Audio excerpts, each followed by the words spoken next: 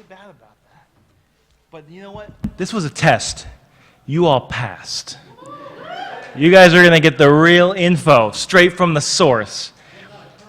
I had 4 of us, and I lost the rest of them. So I'm going to make sure that they're not looking for me, which is exactly probably what's happening.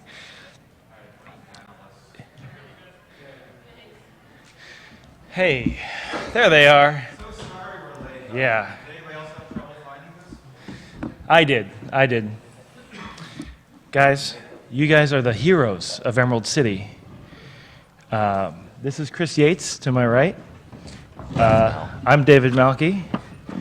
Joining us here is Dante Shepard, Dr. Dante Shepard. Thank you. And Holly Rowland, ladies and gentlemen, of Topalico. The title of this panel is How to Sell Merchandise Without Feeling Like You're Selling Out. And I feel like that's a question we've all had. All of us. My parents had it, coming from the old country. And I think it's something that's deep in all of our hearts. So let's get right to it. How many of you have a comic strip or something like that you make? Okay. I'd say half of you, right? Yeah, I'm out of the business right now, but I'm getting back in soon. I get some new merch first. Start with the merchandise and then follow up with the comic. Exactly. That's the way to do it. That's strategy number 1. Right. That's the best That's strategy. probably okay, so if you're not here for that, how many of you are just here for like jokes and don't care about the content of this panel? 1. That's really good. Okay. Low expectations. I'm ready for jokes. Okay. All right. All right. You're the joke master. What's the difference between a grad student and a pizza? Pizza can feed a family of 4. Yeah, exactly. All right, I feel like we owe you like hard-hitting info at this point. I already told them this was the test that they all passed by being here. Okay. And I think comic strips that we see, we are in a culture now of merchandising that is very obvious to everybody. Like, oh yeah, look at these guys are selling T-shirts, these guys are making books or whatever. And it feels like that's the logical place to go. And I think we see people jump the gun a lot, and they try to over-make things that there is no market for, and sort of end up with a garage full of merchandise or something. Right. Like I've got a month full of comics I've made. Why am I not making a living selling a joke on a T-shirt? And it's like people have these expectations. It's kind of like, oh well, all these other guys are doing this. It looks pretty easy.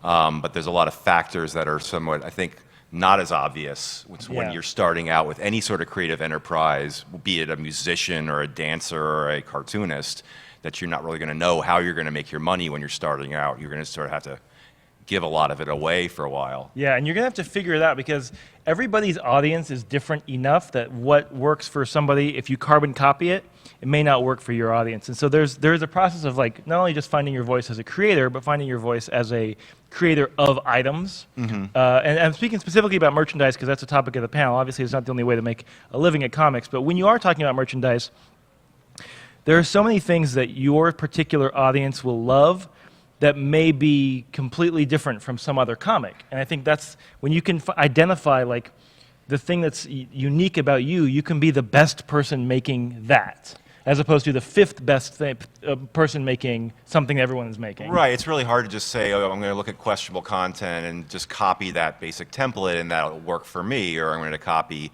Dante's approach to doing Surviving the World, and that's going to work for me. But I think the thing that makes people successful is often they're sort of just being themselves completely in a way that that the audience can relate to, that you see that person is being genuine. This is real creativity they want to express rather than I want to make a buck, so I'm going to copy Control-Alt-Delete or something terrible like that. Yeah, and I wouldn't assume that somebody, I think if someone's trying to make a comic, they're probably trying to be as authentic as they can. Mm-hmm. And I think it's real important that follows through into their merchandising as well, making the things that they love and that feel authentic to them, as opposed to like, I guess everyone does T-shirts. I guess everyone, does X or Y.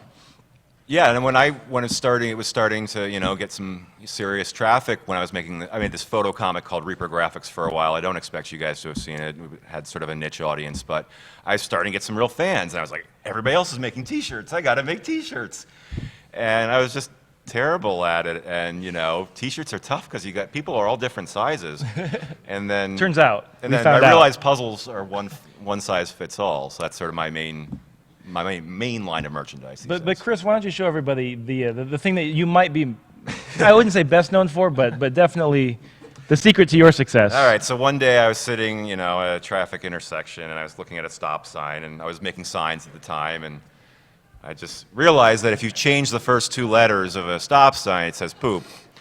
So I just sort of made this observation casually in my comic, and people are like, "Oh man, I want one of those."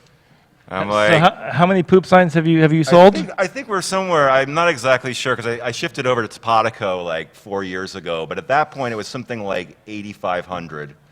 Yeah. And it's probably another 2,000 or 3,000 we've moved. So you've actually So you've actually sold more than 10,000 poop signs at Yeah. this point. Right, This is his legacy. right. This isn't just going to be on his gravestone. It is going to be his gravestone. There will be nothing else on it. I'm a finely trained woodworker, and I try to make wonderful, beautiful jigsaw puzzles, but yeah, people just know me as the guy who made the poop sign. But, it's like, I can't not bring it. I can't not, think it's funny every time somebody walks by and says, poop, Or it's a stop sign. No, but it it's says great. poop. It's great. This is merchandise built out of something that's just an idea, like a little kernel that just sort of took a life of its own. And I can't be like, I'm better than the poop sign. I'm not going to sell it anymore. That'd be stupid. I want to make a living doing what I want to do. So sometimes your merchandise comes from completely weird places you would never think, it would work. And I think it's real interesting because, as you said, you're a fine artist, and you make a lot of things that are very expensive and one-off, made by hand. And you'll sell those for hundreds of dollars one at a time. And then this is a very small item that doesn't cost very much, but you can sell a lot of them. And it's possible to do both. Yeah. And I think it's interesting because when you just said, I'm not above the poop sign, it made me think, if you had a day job that was supporting your fine art, it might be making poop signs for someone else who gets to keep all the profits from it. Right. Basically, the poop sign is might be in an analogy considered your day job to support your fine art I suppose hobby. that's true, and that's like sort of one of the things that with working with Topatico, we've sort of leveled up in a way in that we now have other people who can handle the stuff that we don't necessarily have to do. Like I don't have to I used to hand make these things at the sign shop and just stay late and just use all the scrap aluminum and make the poop signs by hand. And we still have, a sign maker do them by hand, but it doesn't have to It's be not me you. anymore. Yeah. Because my time is better invested in creating new products or working on my more high-end fine art stuff. So there's some ways you can sort of automate your merchandising process. Like Holly could probably tell you a lot about how T-shirts work and how companies like Topatico have really enabled a lot of artists to free themselves from taking care of all that work themselves and focusing on their comic, which is what they need to do to keep that audience. But the thing you said I think is real interesting as well is you made them by hand because you worked at a sign shop and you knew how to make them. Oh, yeah. And you could make them. And so when there was only 5 of them in the world that you made, you weren't out of pocket $1,000 for a print run of something. You just happened to make them because you knew how to make them. And that's something that I have found to be really, really helpful, is to think about, in an abstract sense, what knowledge or skills you have, and in a material sense, what you have access to, whether it's a sign-making apparatus or whether it's a laser cutter or whatever it is, the thing that you have that you a can friend do. who knows how to silk screen. Sure. Or the time that I sewed 157 plush cats by hand. Right. Exactly. So if you have access to a sweatshop, for example. I know. Now we have a company that makes plush for us. It's crazy, I know, but I did. I spent about 4 months hand sewing plush cats. Oh, those are the Joanna cats? The Joanna cats, yeah. From overcompensating. And they were high-end items. We sold them for $75 a piece. I hand embroidered their faces. And then after a certain point, we were like, maybe we should ask if someone else can do this. Yeah. And we never ended up having them mass-produced. But the point is that that's how it is. And I think there are other cartoonists who have done plush like that, where it's like someone's mom. Who was it? There's someone's mom used to make them hats. Yeah, I don't remember who that was. I can't remember who but- that Dave was. but there Willis? Was it Dave Willis? I think maybe. I think it might have been Dave Willis, who does Dumbing of Age and Short Pact and a bunch of other comics. And so one of his characters had a hat. We may be completely making it up that it was Dave Willis. I think it was, Listen, actually, let's say there was a cartoonist named Dave Willis. I think it was Jim Davis, actually. Right. Jim Davis and and he has this Garfield. really popular comic about a cat. Yeah. And his mom Hates would make him Mondays. plush Hates lasagnas. Mondays. But no, this is really, there was somebody whose mom would sew hats for them to take to conventions. And then they ended up having like a place in China make them 500 hats. Yeah. But And- it's like doing it by hand or finding the thing that you know how to do that no one else knows how to do. Not only does it make your work unique, but also you know what goes into it. So you know what it's worth to you to have someone else do it. Right. And at the beginning, maybe your time is not actually that valuable in the grand scheme. But as you continue and as you grow in experience and you start to realize it's like, this is a lot of work. I'd rather pay whatever to have someone else do it. But you're able to make that decision intelligently because you know what goes into it. That's the whole like premise behind Topodico, though. Yeah. It's like the whole premise behind Topodico is like, this is a lot of work. I'd like to have somebody else do all my merchandise for me. Hey guys, will well, you take me on as a client? I think that's an interesting point because I'm the person that gets the emails from people who want to join Topodico. And if Sure. you're not familiar, Topodico, which Holly is the owner of, is a company that we are the clients of.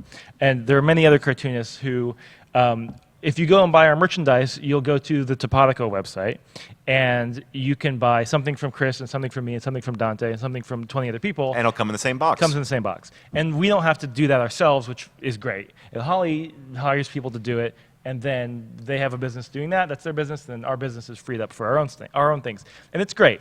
But And I'm utterly grateful for that. My full-time job is actually as a professor of chemical engineering. And this is what I do for a hobby. But I wouldn't be able to like get out anything. All the stuff that I have, I don't even have time to like ship one thing. So if I wasn't able to work with Topodico, then I wouldn't be able to do any of this. So I'm the person that gets the inquiries for people who want to become Topodico clients. And so we have a little questionnaire that we ask them to fill out. And it's a little bit mercenary, but it's about their traffic. It's about their audience. It's about how much merchandise they've tried to make already and whether they've been successful at that or not. And I think there's an impression among artists generally, because I think every artist is looking for their magic bullet that will save them from having to do things themselves. Everyone wants to find their Robert Koo, and Who runs Penny Arcade? who's the business end of Penny Arcade. And when someone sees us at Topodico, they go, "Oh, great! Well, if they can handle all the hard work, then that frees me up." Which is great if there is work to be done. Sure. What we cannot do is manufacture an audience that doesn't exist. Right. And if somebody says, "Well, I'd like to start merchandising, and I want Topodico to handle it for me," what's going to happen is that nobody will buy your stuff because if you're just starting out, there's no demand, or you don't know that there's a demand. People ask, when's the time to start making merch? And it's when people ask you for merch, Yeah. and not really before that. Yeah. We And- like to take people who have been doing it themselves and like have hit the point where they can't do it anymore. Right. It's Because too much that's- for one person Because to that's handle. when you know that the audience is there.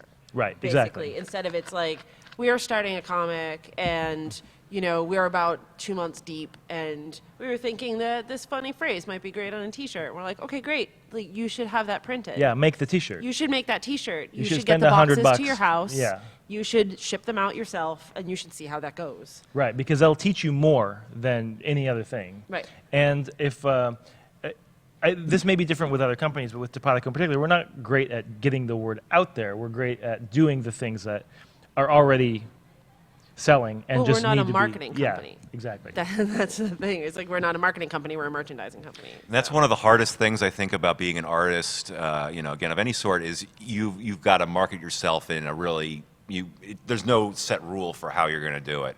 It's like everybody's got their own method of getting the word out, and everybody's got their own causes and, ways they interact with their audience. And that really affects your merchandise and if people are going to buy it or not. How do you give away this free content in the web comic model. You're giving away the comic for free and hoping to get enough gratitude from your fans over time that they want to support you and give you some money and get something in return that reminds them of this cool thing that you've created. And there's no one way to do it. Right, and I think it's so important. As I mentioned before, finding your voice with your comic and with the type of merch you offer, the way you market yourself is going to be so much better if it's unique to you and not trying to copy something that people have already seen or already done. And I want to go back to the poop sign for a second, because one of the great things about the poop sign, besides it inherently, is the fact that you don't need to know who Chris is.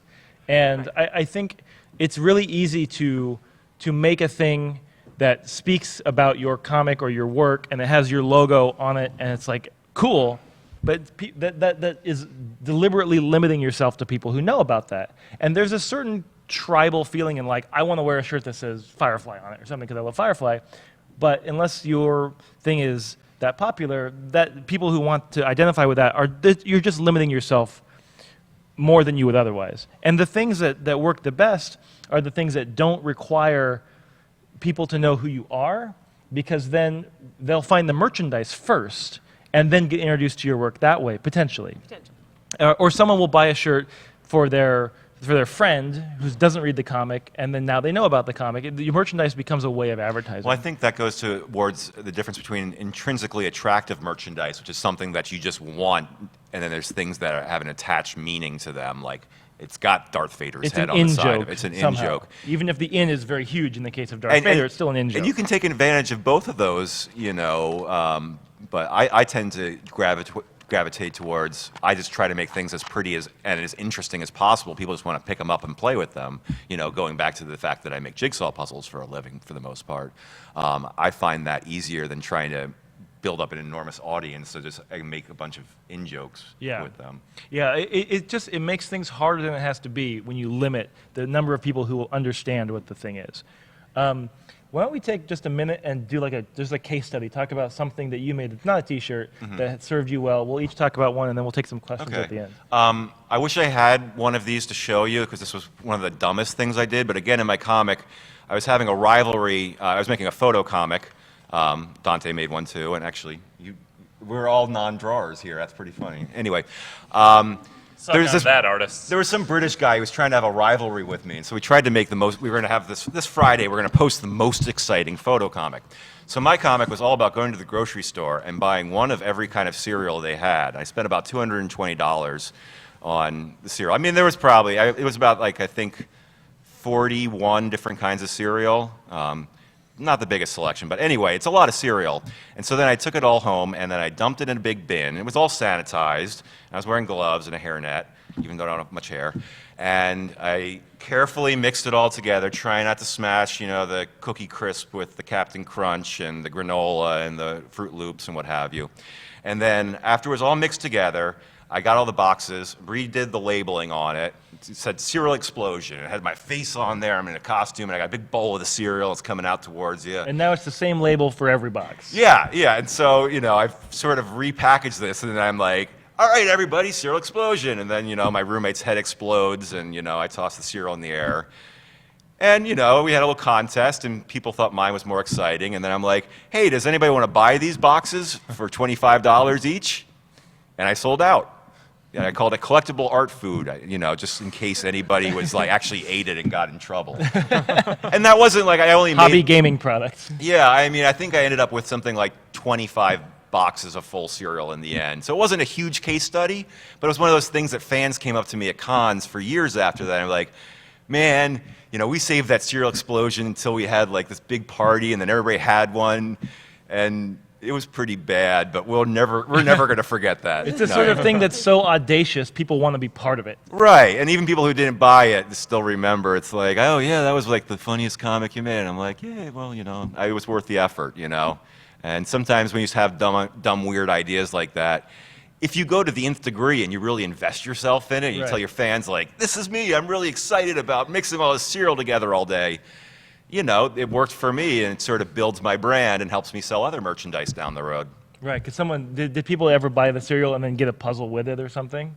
Oh yeah, yeah. I mean, I definitely had people who just heard about me from seeing, like, I don't know, this was way back when Dig or Reddit was around. You know, people like, this dumb guy is, you know, and I had to convince people it's like not photoshopped. You know, I really did this, and then they start reading my other comics and they see, oh, he makes the poop sign and the puzzles and what have you. So that's kind of a nice little condensed example of how a weird piece of merchandise can benefit your career, I guess. Cool. Dante?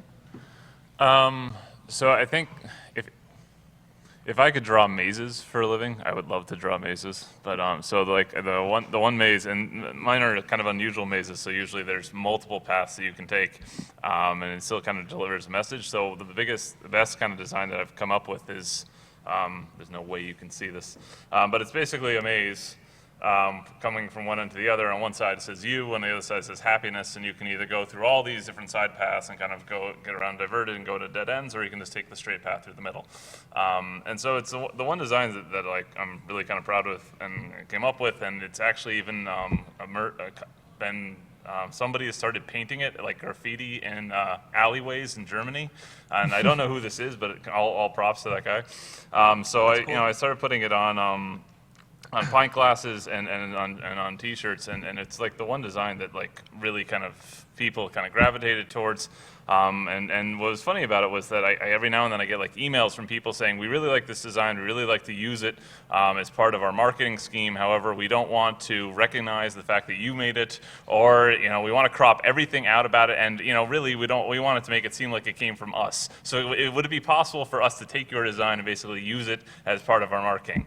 And I'm thinking, and I always send back, and this has happened a couple of times, I send back, like, is this satire? Because if this is satire, it's the best email that I've ever received. They say, no, we mean this seriously. And I said, well, then the answer is no, of course. But, I think that it's, I don't know. I think with a lot of the whole idea about selling out merchandise, I think because it still feels so weird to me to even be able to make comics or be able to do anything like, do the photo comics or, have people say that they like my work, because I just started on a whim just to basically allow myself to be distracted when I was a grad student and when I was a postdoc and while I'm a professor. And it was never really something that was supposed to be, become all that popular. And it just somehow kind of caught on, and, I would never have gotten hired if anyone at my university actually ever went on the internet, so they actually ever saw this is stuff that I did.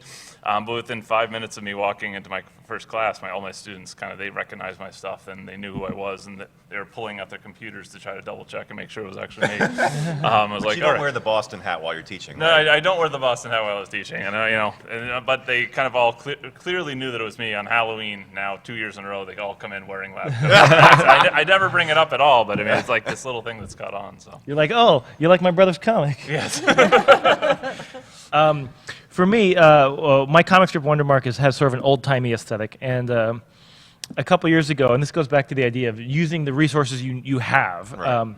I discovered that my mother-in-law has a GoCo printer, which, for those of you who don't know, is like a little tiny screen printing press, and it's big in the 80s. And a lot of people are, for a while, about 5 or 6 years ago, before all the supplies got discontinued, people were using it to make comics. And we actually are one of our friends, Colleen, right? Meredith. Oh, Meredith. Okay. Yeah, we're introduced to this in a Oh, right, in the copy shop Right. in San Francisco. in like an yeah. indie comics context. And I mentioned it to my wife Nikki, and she's like, "My mom has one of those from when I was a kid, still in the That was closet." like the sketchiest part of Oakland at night. Yeah, man. it was That was terrible. it was great. But we learned something. And so I started saying, well, what if I use these to make some kind of a limited edition printed thing? I decided I would make a calendar, because the problem with a calendar, sorry, Dante, No, it's is that calendars are only good for a while. And if you want to buy Dante's calendar, we have it for sale on the Sky Bridge. It's March, but that means most of it's still good. And so I wanted to do a calendar, but I didn't want to print 1 million of them. Right. So I thought I'll make it limited edition, and I'll make it handmade, so that way it's deliberately limited. And I decided to screen print 12 pages, each about this big, and they sat in an easel. So every month you would just take one page off and put it in the back. And it was really cool, and I did it several years in a row, and it was really popular. And the thing that made it I think do better than anything was I was really transparent about the process.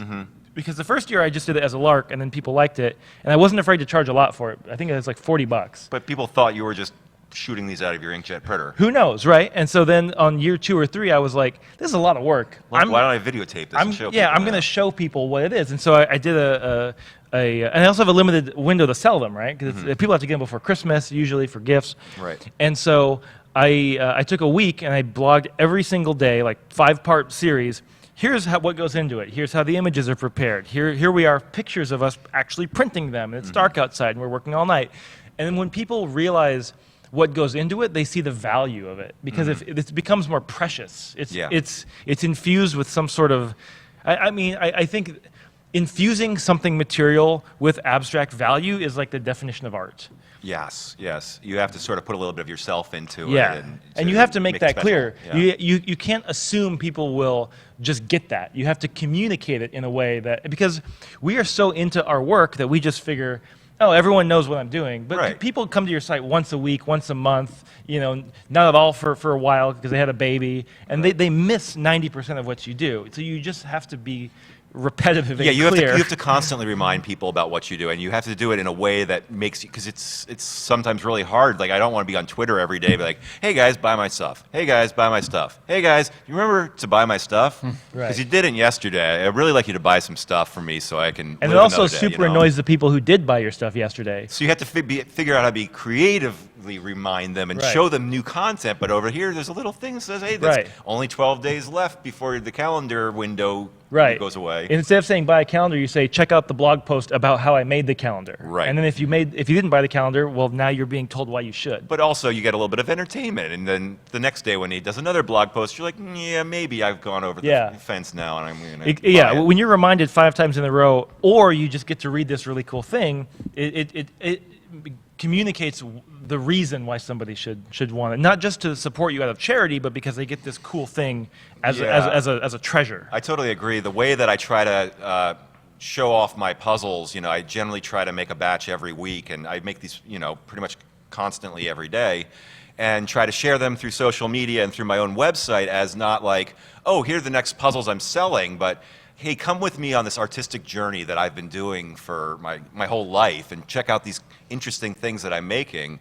And I think people appreciate that more. And then occasionally they'll be like, you know what, I can't live without that silly looking slug puzzle and stuff like that. And even if they don't buy it, I think I've had people often come by my booth like, I can't afford your stuff, but I just follow you on Twitter or Facebook or Google Plus. Is that a thing? Is that a thing?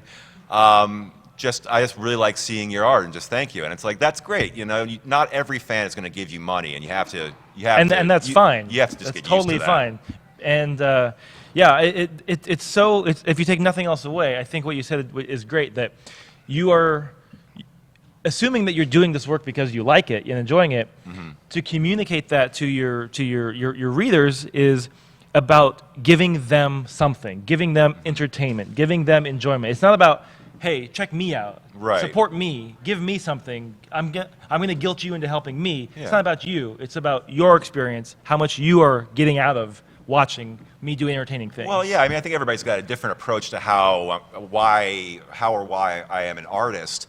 But for me, it's like, yeah, if you're not wanting to make the world a more interesting place in some way that you have a talent to do so, I think that's kind of your job. I mean, yeah, you want to be selfish, you want to make a little bit of money, you want to have a nice house eventually, but for the most part, being an artist is really just sharing, and there's ways you can do that for free, and there's some ways you can make a little bit of money with it, and, I think that's sort of what we've been talking about.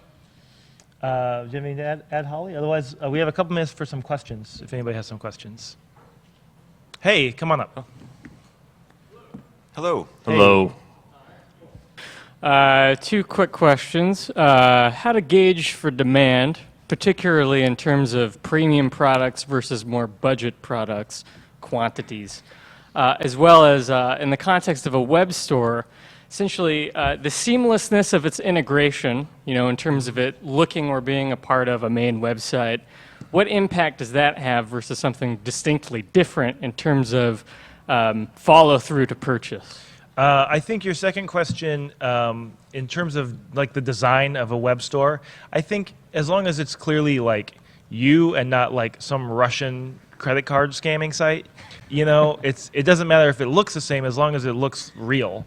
And I think every sort of plug and play web store is pretty streamlined these days, you know, like Big Cartel and some of Big these. Cartel or Etsy even, Yeah. you know, is they not have a like bad place to start. these very, very streamlined interfaces. So I think people will be fine with that as long as they know that they're supporting you. And Yeah, I kind of worry about the user experience around things like an iframe or even in the worst case, like a target blank type of pop up a new window type of thing. I feel like you don't have to worry so much about that. I think it's easy to get caught up in that kind of thing because you're worried if it's going to lose 1% of people here and there. I feel like it's not the most important thing to worry about unless you get complaints about And it. sites like Big Cartel you can customize, I believe, so that you can mimic the look of your own site too, so it has that sort of consistency of brand, if that's the main worry. And with respect to your question about gauging your demand, I mean, it's sort of a known fact that when people say, I would totally buy that, they never do. And that's why places like Kickstarter exist. And I'm not saying that you have to do that, but one thing that's nice about it is you can set a really low goal on some place like Kickstarter and say, I just want to do an X. And then if no one wants it, you don't have to do it because Kickstarter showed you that nobody was willing to pay for it. And you Well, can pre-orders were what people used to do before Kickstarter, Right. I think, to gauge demands for a book run or something. See, let's do pre-order for a month and see if it's even worth to get enough people to justify the book run. And Kickstarter, one thing that like a piece of value that it brings that I think is very understated is to make it an event. We're just doing this for a month. Get on this train now or never. And people are motivated to do that in a way that they never are by just click this link on my website to buy it. And you can, you know, something like that. Any way to create an event is going to help you in that respect. So that actually reminds me of another question, which is, can you think of particularly attractive options now for brands that maybe don't lend themselves well to sort of a socially approachable creator type? There's sort of this, you know, I think in earlier mass-marketed media, there is sort of the mystique of an unapproachable celebrity versus just a dude. Sure. But it has an inverse attraction, too. That it's somebody you could just meet and talk to. Are you trying to generate a mystique around being unapproachable? Well, don't you want to connect with your audience, or do you want to have I don't know. It's okay that I think you can generate a mystique deliberately, and you will find that whatever benefit it gives you, you should want to do it for that reason and not because it's a better business strategy. If you want to do that for an artistic reason, great, but it's not a better business strategy than connecting with people. Okay. Awesome. Thank you. Questions? Other questions? I guess we have a microphone. Thanks. How do you tell kind of when you're ready to start going for merchandise, maybe in terms of web traffic, among other ways? It's hard with numbers because different comics will have a different level of devotion in their readership. I think like a Gag-A-Day comic is always going to have more but less interested readers, and a story comic will have fewer but more invested readers. I think as sort of a general, very back-of-the-envelope rule, 1% of your readership, and readership measured in uniques per month, I think is the most reliable metric. 1% of your readership will give you money if you ask for it. So if you have 1,000 uniques per month, you might get one customer. If you have 100,000, you might get 100 customers, or whatever. And so what I always advise was, as I said earlier, wait till someone asks you for merchandise. And if you are impatient about that, start with things that are low risk. And so something like Teespring is a website where you can do T-shirts, and it's like Kickstarter in that it only works if enough people buy it. And if nobody wants it, nothing happens. Nobody's out their money. But if you set the threshold to 50, and if 50 people want it, great, you made some money. And if nobody does, No risk. No risk. You didn't spend any money. I think there's more and more of those sorts of things. Or Gumroad for selling ebooks, which costs $0 to make, and then someone pays you $3 for a downloadable PDF. That sort of stuff that doesn't require you to spend money is a great way to dip your toe in because there's no downside. Or I used I still use Spreadshirt for selling any shirt designs that I do, mainly because that allows me, if there's a design that I think, hey, this is worth it to me for a day enjoy it, I think it's gonna be fun, so I made one about brotons. Instead of photons, it was brotons. And I think one person bought the shirt, but I had fun making it, so I was able to kind of put it out there. And what's nice about Spreadshirt too, at least, is that I can put up a design and I don't have to pre-order specific colors or specific sizes or specific designs. They can just leave it there for people to kind of choose by themselves. Yeah. So I mean, that allows me a whole lot more leeway as opposed to like when I've got the calendars, it's, You have a bunch of I've got a bunch of calendars. Yeah, so I think finding those things that require low risk, and then like let's say with a T-shirt, you start with a print-on-demand service like Teespring or Spreadshirt or something, and you sell 1 million of them. Great, now you can make more and get a higher margin with a higher print run, but you don't have to start there. So that's my advice. That's our advice. Other questions? All right, are we done? Well, thanks so much for everybody for coming to the panel. Yeah, thanks for succeeding, for passing the test. And waiting for us. And if you would like to take a look at all the merchandise we do, along with our friends, we're on the Sky Bridge. I'll just look for the Topatico banners along the side. Great. Thanks very much, guys. Thank you.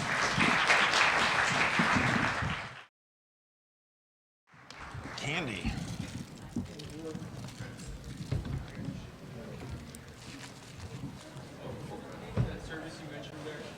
Spreadshirt?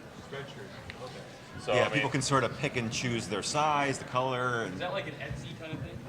No, well, no, not really. I mean, it's sort of T-shirts on demand, and he gets a certain amount of money for every one you order. can set however much you want, and then it's basically like a shirt itself costs so much, putting a certain design on it depending on the size and depending how much of it costs a certain amount, and then whatever your commission is on top of that. So, okay. Thanks, man. No problem.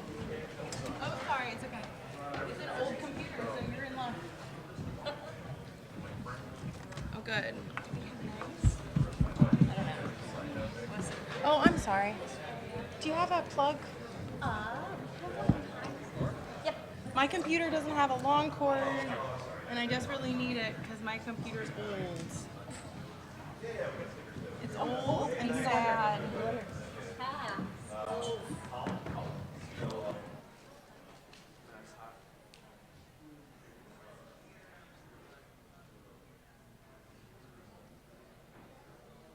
Yeah.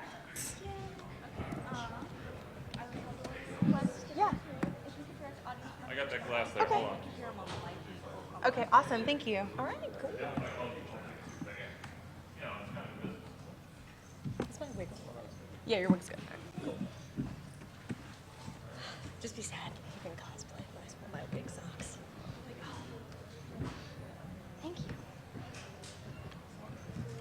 Thank you.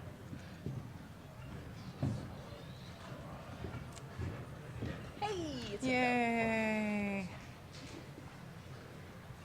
Is that us and Tessa's? Yeah, well, otherwise there's going to be a picture of, like, people you don't know. Well, all right. Do we just stop? No, it's not. I don't know what time it is. I have no idea. Oh, crap. My backpack. I can check it. Oh, yeah. Well, can you put it on the desk? Because I need to know. Yeah. I need to keep time. No problem. Thank you. Okay. Thank you. Well, we got like 5 minutes.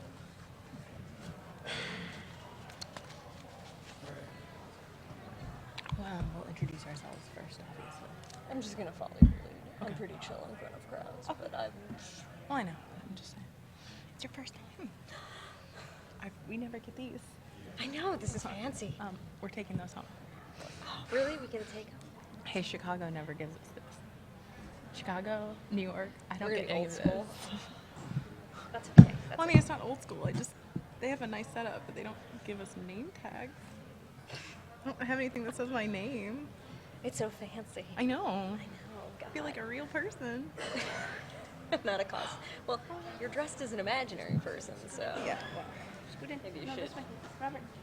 Real person status is a little much.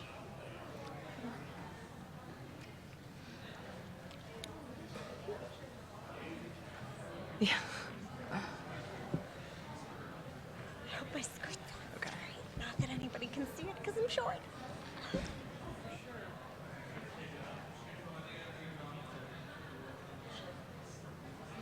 don't see Courtney. She might still show up. Well, I need her to. Hi. Oh. Oh my gosh. Cool, cool.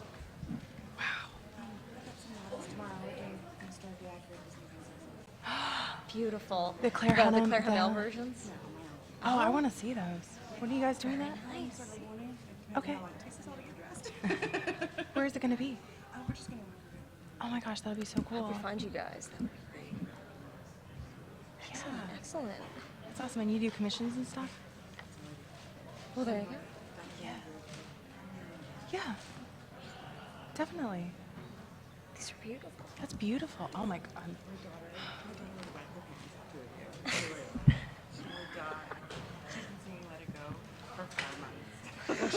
I've all been about- singing, Do you want to build a snowman all day? Like She's everybody been really, starts like, singing it at me. We'll love to see the historically accurate stuff because she's been on.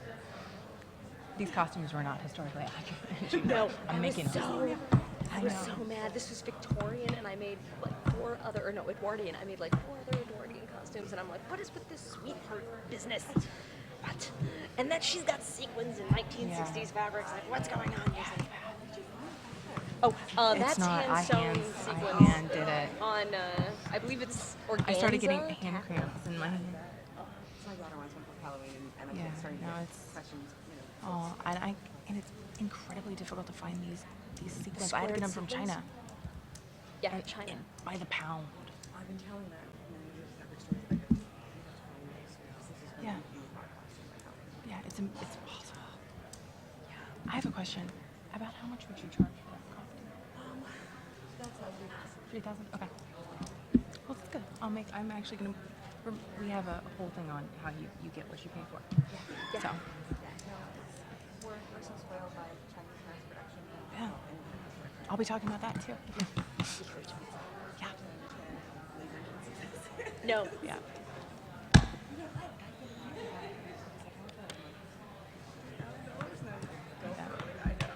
Sorry. Yeah. Yeah, definitely. I'm gonna look at and we also do this panel like all over the place. Yeah. So we'll probably add you in when we're in Chicago. So we'll actually have you on that. Yeah. No. Do you have? We're based in Southern California. Yeah. Yeah. So. Bye.